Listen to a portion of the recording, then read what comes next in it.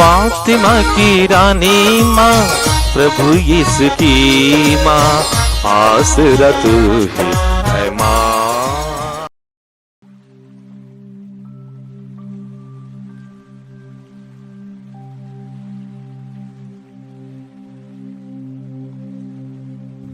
पहला पाठ नबी सपनिया का ग्रंथ, अध्याय 3, पद संख्याएं 14 से 18 तक। हे सियोन की पुत्री, आनंद का गीत गा। हे इस्राएल, जयकार करो। हे यरूशलेम की पुत्री, सारे हृदय से आनंद मना। प्रभु ने तेरा दंड आदेश रद्द किया और तेरे शत्रुओं को भगा दिया है।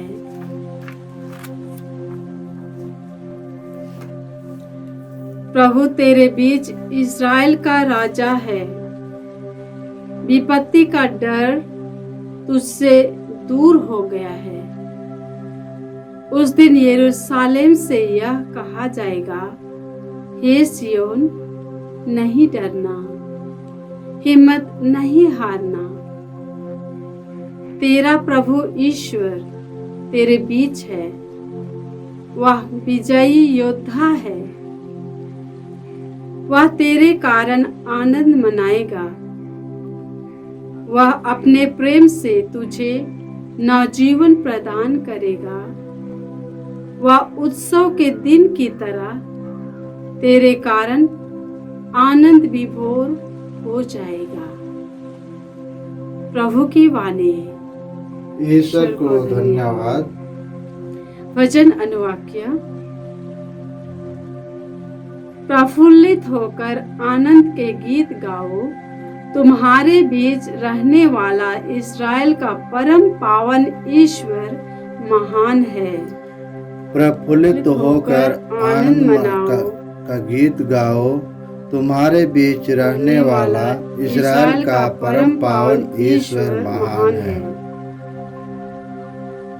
ईश्वर मेरा उद्धार करेगा, वही मेरा भरोसा है।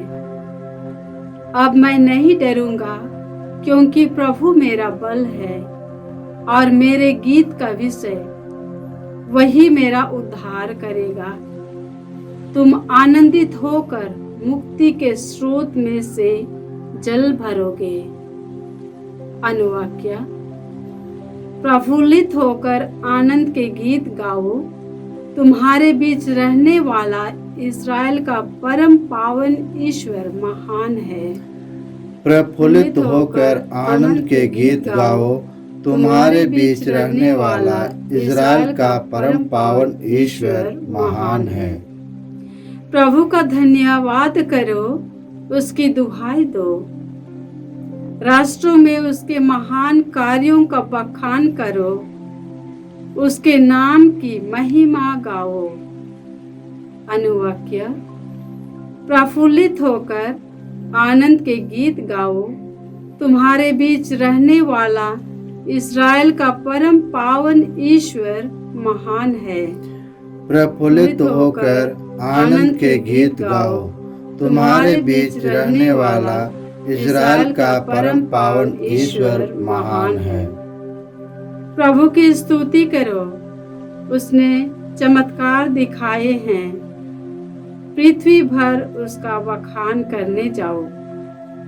सियोन की प्रजा, प्रफुल्लित होकर आनंद के गीत गाओ।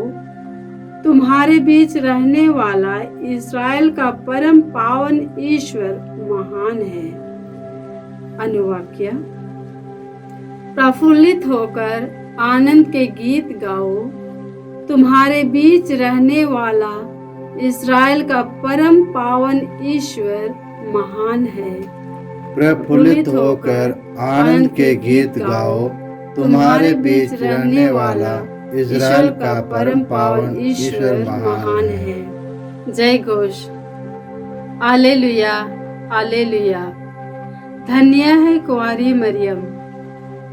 उन्होंने यह विश्वास किया कि प्रभु ने उनसे जो कहा वह पूरा हो जाएगा।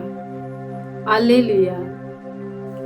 प्रभु आप लोगों के साथ हो और आपकी आत्मा के साथ। संत लूकस के अनुसार पवित्र सुसमाचार हे प्रभु तेरी महिमा हो।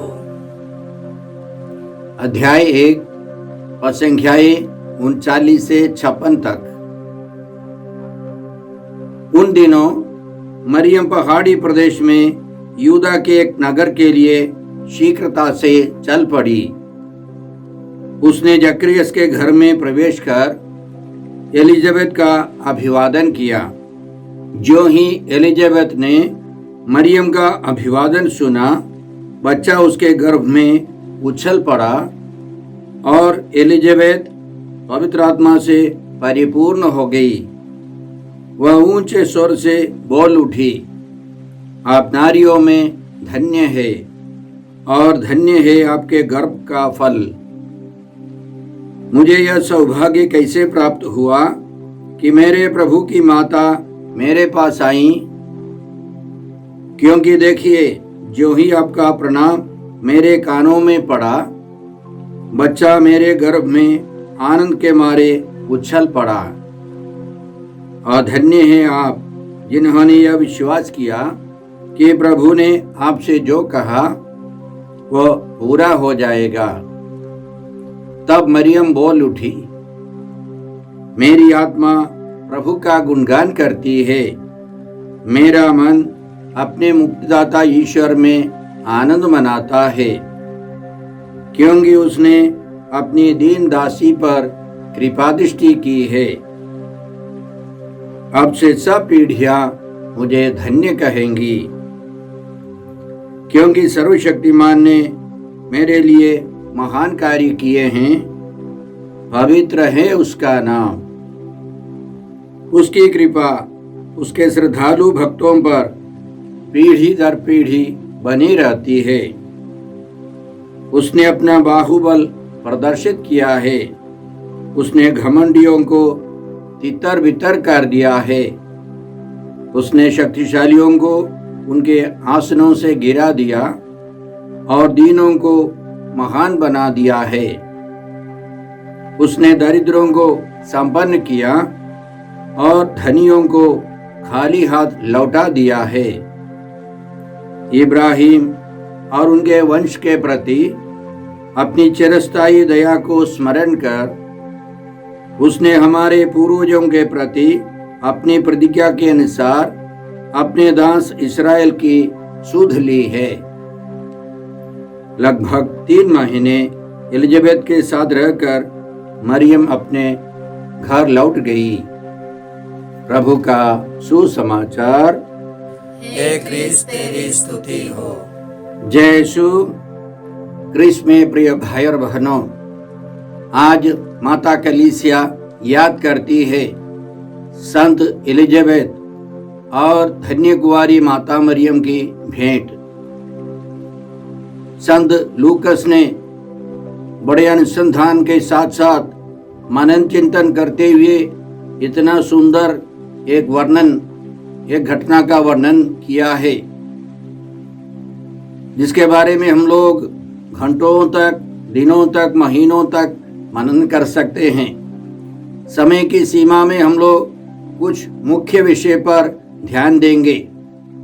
सबसे पहले हमने सुना कि धन्य कुंवारी मरियम बड़ी उत्सुकता से, बड़ी शीघ्रता से एलिजाबेथ से भेंट करने के लिए गई, यूदा के नगर में गई और संत एलिजाबेथ और धन्य कुंवारी मरियम के बीच वार्तालाप हुआ, स्तुति आराधना हुई और वहां के सभी सदस्यों को एलिजाबेथ के गर्भस्थ योहन और जकरियस को, एलिजाबेथ के पति जकरियस को प्रभु यीशु ने, बालक यीशु ने पवित्र आत्मा से भर दिया। वे सब ईश्वर की संतान का अनुभव करने लगे। इन घटनाओं को समझने के लिए हमें शमूएल के दूसरे ग्रंथ अध्याय 6 और अध्याय 2 में जाना होगा। शमूएल के दूसरे ग्रंथ अध्याय 6 में और संख्या 2 में हम लोग इस प्रकार पढ़ते हैं, इसके बाद दाऊद अपने सब लोगों के साथ यूदा प्रदेश के बाला गया, जिससे वह वहां से ईश्वर की मंजूषा ले आए। उस मंजूषा को लेने के लिए दाऊद तैयारी के साथ गए, लेकिन रास्ते पर ईश्वर का प्रकोप पड़ा और उज्जा नामक व्यक्ति मर गया। अध्याय 6 और संख्या 9 में हम लोग इस प्रकार पढ़ते हैं, उस दिन यह सोचकर दाऊद प्रभु से डर गया कि प्रभु की मंजूषा मेरे पास कैसे आ सकती है। तो जब माता मरियम और एलिजाबेथ की मुलाकात हुई तो एलिजाबेथ का कहना था कि मेरे प्रभु की माँ मेरे पास कैसे आ गई है। वह आश्चर्यचकित होकर उद्घोषणा करती है। इसी तरह हम लोग पुराने व्यवस्था में जो कुछ पाते हैं वो सब प्रभु यीशु में, माता मरियम में पूरे हो गए हैं। उसको टाइपोलॉजी बोलते हैं। दाऊद के समय विधान की मंजूषा को ले आना था बड़े धूमधाम से, और दूसरी बार दाऊद ने तैयारी के साथ विधिवत मंजूषा को लेके आया। हम लोग पढ़ते हैं अध्याय 6 और संख्या 14 में, वह छालटी का अधो वस्त्र पहने प्रभु के सामने उल्लास के साथ नाच रहा था। इस प्रकार दाऊद और सब इस्राएली जयकार करते हुए और तुरही बजाते हुए प्रभु की मंजूषा ले आए। माता मरियम के अभिवादन सुनकर एलिजाबेथ के गर्भ में जो बच्चा था, यूहन्ना बपतिस्ता, वह आनंद के मारे उछल पड़ा। वह नाचने लगा, वह अपना आनंद प्रकट करने लगा। शमूएल के ग्रंथ के दूसरे अध्याय और संख्या 1 से हम लोग इस प्रकार पढ़ते हैं, इसके बाद दाऊद ने प्रभु से पूछा, मैं यूदा के किसी नगर में जाऊं या नहीं? प्रभु ने उससे कहा, जाओ। इसी तरह पवित्र आत्मा की प्रेरणा से मां मरियम यूदा के नगर गई, एलिजाबेथ से भेंट करने गई। आज के सुसमाचार के अंतिम में हमने सुना, लगभग 3 महीने तक एलिजाबेथ के साथ रहकर मरियम अपने घर लौट गई। क्यों 3 महीने? हम लोग इसके बारे में भी शमूएल के दूसरे ग्रंथ अध्याय 6 और संख्या 11 में इस प्रकार पढ़ते हैं, प्रभु की मंजूषा 3 महीने तक गत के ओबेद एदोम के यहाँ रही। प्रभु ने ओबेद एदोम और उसके सारे परिवार को आशीर्वाद दिया। प्रभु की मंजूषा को दाऊद ने ओबेद एदोम के घर में रखा था। 3 महीने के बाद दाऊद बड़े धूमधाम से उस मंजूषा को अपने यहाँ ले आया। उसी तरह माता मरियम को 3 महीने तक वहाँ रखना था। यह ईश्वर की योजना है कि नई मंजूषा, नए व्यवस्थान की नई मंजूषा वो माँ मरियम है। पुराने व्यवस्थान की मंजूषा में 3 सामान थे। पहला, सोने के एक पात्र में मन्ना रखा गया था। दूसरा, पत्थर की 2 पाटियों में ईश्वर के 10 नियम। और तीसरा, हारून की छड़ी, जो पवित्र आत्मा की शक्ति का प्रतीक था। राजा दाऊद उस मंजूषा को बड़े आदर के साथ अपने यहाँ ले आया। नए व्यवस्थान की मंजूषा माता मरियम है, जिनके गर्भ में सर्वशक्तिमान ईश्वर मनुष्य बनकर आया है, प्रभु यीशु बनकर आए हैं। वह जीवित मंजूषा है। माँ मरियम स्वर्गीय मंजूषा, जीवित मंजूषा है। उनके सामने एलिजाबेथ बड़ी उत्सुकता से, आनंद से उद्घोषणा की। संत लूकस के सुसमाचार अध्याय 1 और संख्या 42 में हम लोग इस प्रकार पढ़ते हैं, एलिजाबेथ ऊंचे स्वर से बोल उठी। ऊंचे स्वर से एलिजाबेथ बोल उठी, उद्घोषणा की। बाइबल पंडितों के अनुसार संत लूकस ने एक यूनानी शब्द का प्रयोग किया है, वह है आना फोनेयो। ऊंचे स्वर से, ऊंचे स्वर से। यह शब्द केवल एक ही बार नए व्यवस्थान में है।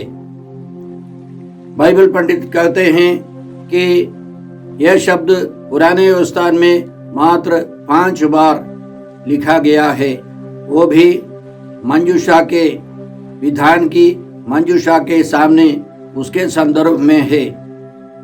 जैसे हम लोग पढ़ते हैं दूसरे इतिहास ग्रंथ अध्याय 5 और संख्या 13 में, सुलेमान ने मंदिर का निर्माण किया और पुरोहित लोगों ने बड़े ऊंचे स्वर से उद्घोषणा की, बड़े उत्साह के साथ, वाद्य यंत्रों के साथ प्रभु की आराधना की, स्तुति की।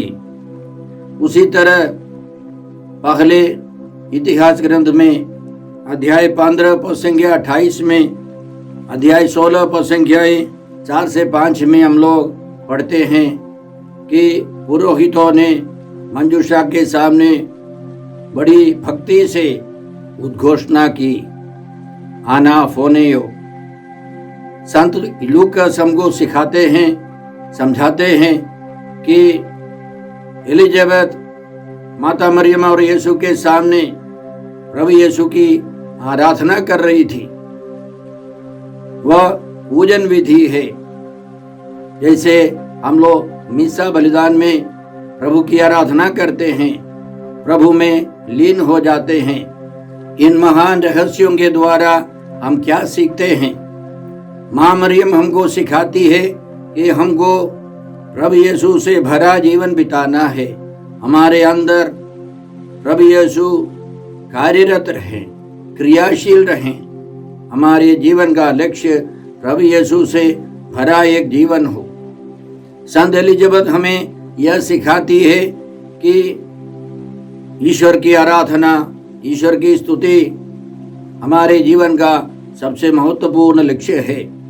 उसके लिए प्रभु ने हमें 7 संस्कार दिए हैं। विशेष रूप से हमें यूकरिस्तीय समारोह में भक्ति से भाग लेना है। माता मरियम हमें यह भी सिखाती है कि अभिषिक्त व्यक्ति, पवित्र व्यक्तियों की संगति करे, सत्संग करे। हम बुरे लोगों के साथ नहीं रहे, अभिषिक्त लोगों के पास जाना है, उनसे बातें सुननी है, उनको समझाना है, आदान प्रदान होना है, रिश्ता रखना है। संत यूहन्ना बपतिस्ता हमको यही सिखाते हैं कि प्रभु के लिए जीवन बिताना है, प्रभु की राह तैयार करनी है, प्रभु के लिए हम अपना जीवन अर्पित कर दे। बालक यीशु हमें समझाते हैं कि जहाँ मैं जाता हूँ वहाँ अंधकार हटता जाएगा, पवित्र आत्मा का अभिषेक उतर आएगा, बढ़ता जाएगा। प्रभु यीशु ईश्वर के राज्य की स्थापना के लिए आए हैं। साथ साथ माता मरियम हमको यही सिखाती है कि हमको भी प्रभु यीशु को परम प्रसाद में ग्रहण कर हम स्वयं ईश्वर की मंजूषा बने। प्रभु यीशु के लिए हम मंजूषा बनकर जीवन बिताए। प्रभु यीशु को सभी लोगों के सामने प्रस्तुत करना हमारा कर्तव्य है। इन महान रहस्यों के द्वारा हम यह भी समझते हैं कि सच्ची आराधना, ईश्वर की स्तुति तभी हो सकती है जब हम लोग एक दल में है, एक सामुदायिक आराधना यह सबसे महत्वपूर्ण है। प्रभु यीशु आए हैं आराधना करने वालों की एक कलीसिया का गठन हो, एक समुदाय का गठन हो, तब महान आराधना स्तुति निकलेगी। जैसे माँ मरियम ने संत एलिजाबेथ के सामने पवित्र किए गए यूहन्ना के सामने उद्घोषणा की। मरियम का भजन कितना सुंदर, कितना रहस्यमय, कितनी शक्ति देने वाला है। उसी तरह प्रभु यीशु की कलीसिया सारे विश्व को बदल दे, सारे संसार को सुसमाचार से बदल दे। यह ईश्वर की योजना है। इसके लिए हमें प्रार्थना करनी है। हे पिता ईश्वर, हे प्रभु यीशु, हे पवित्र आत्मा ईश्वर, आज के सारे पवित्र वचनों के लिए हम तुझे धन्यवाद देकर तुझसे प्रार्थना करते हैं कि हम सब प्रभु यीशु से भरकर जीवन बिताए। हम सब माँ मरियम के समान प्रभु यीशु से भरकर सभी संस्कारों में योग्य रीति से भाग लेकर प्रभु यीशु से भरकर सुसमाचार का प्रचार कर सके, ईश्वर के राज्य का विस्तार कर सके। हम यह प्रार्थना करते हैं प्रभु क्रिस्त के द्वारा।